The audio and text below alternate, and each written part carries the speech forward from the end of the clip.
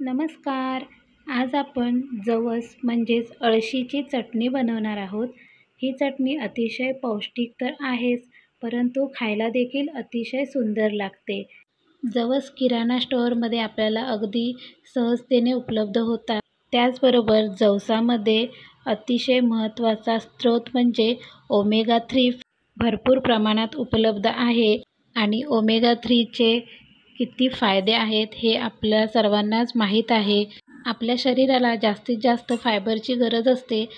जवसाची चटणी किंवा जवसाचे पदार्थ आपण बनवले तर हे फायबर आपल्याला अगदी सहजतेने उपलब्ध होते. इतर कोणत्याही धान्यामध्ये इतके फायबर आपल्याला उपलब्ध होत नाही. त्याचबरोबर जवस हे ग्लुटेन फ्री आहे. त्यामुळे ज्यांना ग्लुटेनचा त्रास होतो आणि ज्यांना मधुमेहाचा त्रास आहे, तसेच वजन नियंत्रित करण्यासाठी देखील जवसाचा खूप जास्त फायदा होतो.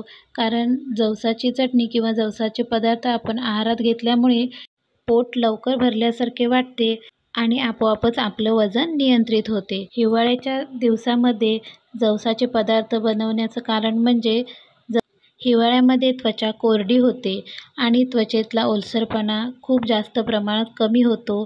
अशावेळी आपल्याला जास्तीत जास्त ओमेगा 3 फॅटी ॲसिडची आवश्यकता त्वचेसाठी आवश्यक आहे. त्यामुळे आपण जवसाचे पदार्थ हिवाळ्याच्या दिवसात नक्की आवर्जून खाल्ले पाहिजेत.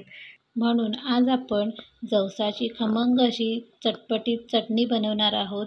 ही चटणी अतिशय सुंदर लागते चवीला. चला तर मग आपण सुरुवात करूया. अगदी साहित्य कमी लागणार आहे आपल्याला. इथे मी 100 ग्रॅम इतके जवस घेतलेले आहेत. हे पहा, अशा प्रकारे जवस दिसतात. ज्यांना माहीत नसतील त्यांनी झूम करून बघितलं तरी चालेल. हे अळीव नाहीत, जवस आहेत. एवढं लक्षात ठेवा, कारण काय जणांना अळीव आणि जवस वेगळे वेगळे आहेत हे कळत नाही. इथे आपण 1 टेबलस्पून इतके सफेद तीळ घेतलेले आहेत, 2 टेबलस्पून इतके शेंगदाणे घेतलेले आहेत आणि 3 टेबलस्पून इतकं सुकं खोबरं घेतलेलं आहे. 10 ते 15 लसणाच्या पाकळ्या घेतलेल्या आहेत.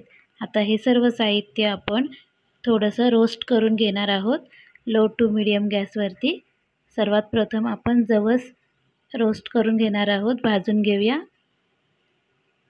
पहिल्यांदा आपण थोडा गॅस मोठा ठेवायचा आहे, कारण थोडं गरम होण्यासाठी जवस पहिल्यांदा गॅस थोडा मोठा ठेवायचा. 2 मिनटं भांडं पण गरम झालं पाहिजे, ज्या भांड्यामध्ये आपण पदार्थ भाजून घेतोय.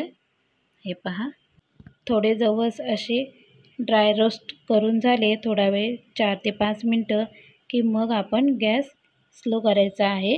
मग मात्र आपण अगदी स्लो गॅसवरती 5 ते 6 मिनटं आपल्याला जवस भाजण्यासाठी लागणार आहेत.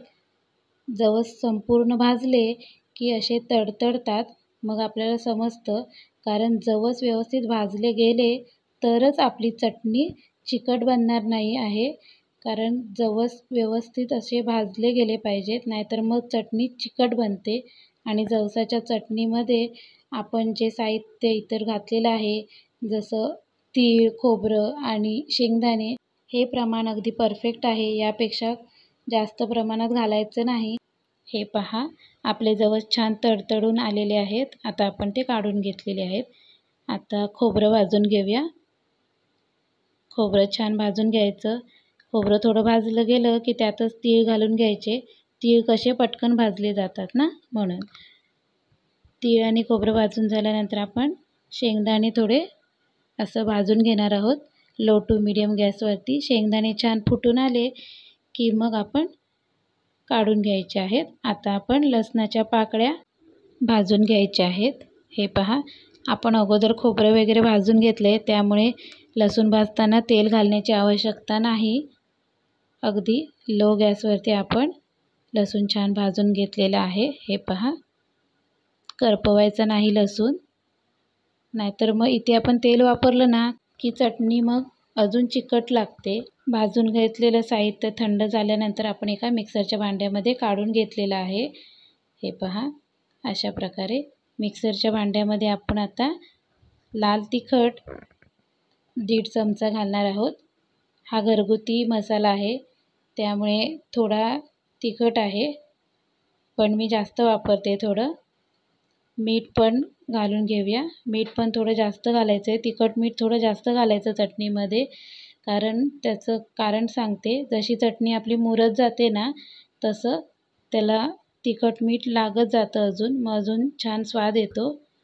चटणी वाटून झालेली आहे. हे पहा किती सुंदर मोकळी अशी चटणी आपली बनलेली आहे. या प्रमाणात चटणी बनवली ना तर अजिबात चटणी चिकट बनत नाही. नाहीतर मग जवसाची चटणी शक्यतो चिकट बनते, म्हणून फक्त जवसाची बनवली की ती चिकटच बनते. पण काय काय जणांना तशी आवडत नाही, म्हणून आपण हे पहा मी दाखवते तुम्हाला किती चटणी मोकळी बनलेली आहे. खूप सुंदर बनली. कशी वाटली रेसिपी नक्की कमेंट बॉक्समध्ये कळवा. आणि अशाच नवनवीन रेसिपीजसाठी आपल्या चॅनलला कुक विथ शलाकाला सबस्क्राईब करायला विसरू नका. खूप खूप धन्यवाद.